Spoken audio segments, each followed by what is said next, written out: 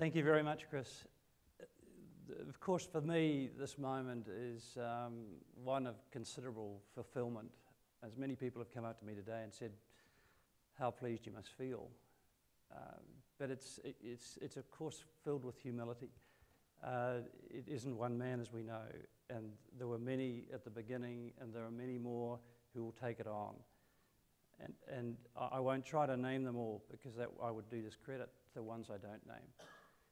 This audience is a reflection of what the Icehouse is. This audience wouldn't be in any other environment. It's a cross-section of people who are unique to the Icehouse. The cleverness of its networking has been really what I would say Andy Hamilton has achieved for us. The bringing together of people and the energizing of people. And it's to his great credit that we have that energy that he's created in this very effective entity. The last 10 years have been a terrific success, but it's, of course, the next 10 years. And this is a moment in time. And now we start on another journey of being a much bigger and greater organisation. So to turn to my ideas, I want to talk a little about connection. And where am I going to go here? Yeah. And I've got three connections I want to speak to. And the first one is, this is connections between parties who currently don't connect. And in this case, I've cited up here the first instance. It's an unknown sector. The ANZ Bank actually picked it up in their survey they do. Firms between 10 million in turnover and 150 million. 3,500 of them. 120 billion, a third of our economy. And we don't even know them. We hear a little bit more these days. But these are the people between startups and the publicly listed companies. These are family businesses, actually very successful ones, who when I look at them wonder, what if we could double the size of those firms and double the performance of those firms? They are significant. They connect to the New Zealand economy, but we don't really know them. And we don't know the people in them because they're quite private.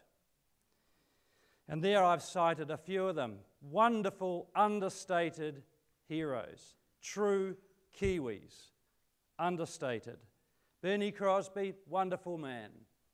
That business will be a trans-Tasman business. Is one now in the beginnings in Australia. It's a major business in New Zealand. It's called Pro-Life Foods. Maybe a few hands would go up who would know it. Brent Archer. Allcom Technology will be the next Tate. It has currently got 2 major international, multinational companies in its sector that it's talking to that would double its size in short order. Tim and Dan Alp, the next Bransons of the South Pacific, of this part of the world and indeed further. Wonderful entrepreneurial individuals. And when I heard Phil McCraw talk about what wonderful sale and it was of Charlie's this week, there's another one that's taken place this week or into last week. It's one of the understated heroes. He wouldn't want his name known, and the numbers are bigger than Charlie's. These men, these women who lead these firms, they achieve it through their management and their leadership. Yet so much of the concentration of government interest and influence is on factors outside the firm. And one can respect that that might be the case. It's factors to do with the exchange rate, with our tax rates. And those things, of course, matter to an owner-manager. But the performance of the firm is really determined by the performance of the owner-manager. These people have to choose the right people. They have to make the right decisions. They've got to use good judgment. It's those type of skills that translate to good business performance. And so when I look at this slide here that sort of relates that competence to outcomes, their owner-managers' leadership and management capability and their practices manifest in enterprise, innovation, and investment, that it leads to improved business performance. And when you multiply that by all the firms who are doing that, you get an economic outcome. And we get an economic outcome that needs to be matched, needs to be reconciled with the claims that we hear called by our leaders: top half of the OECD, equal Australia in 2025. That language has got to be translated into goals, changes, improvements in performance that those owner-managers running those medium-sized firms could achieve. So does that mean they need to double their earnings every 5 years? Does it mean they need to double it every 2 years? We need a translation of the country's goal into goals that, for instance, that medium-sized sector understand. That's my first connection.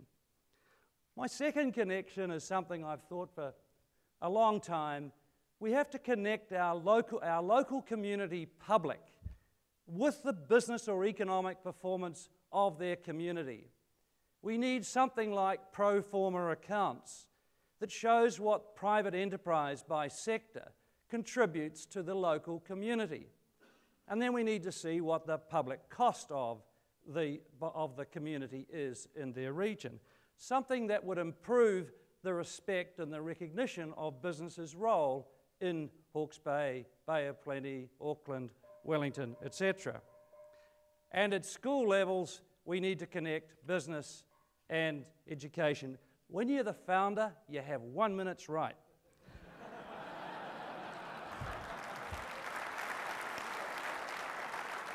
So my final slide of connection is we're going to establish a fund, and that fund is going to allow us to reach more owner-managers of these medium-sized companies, and that will affect the performance.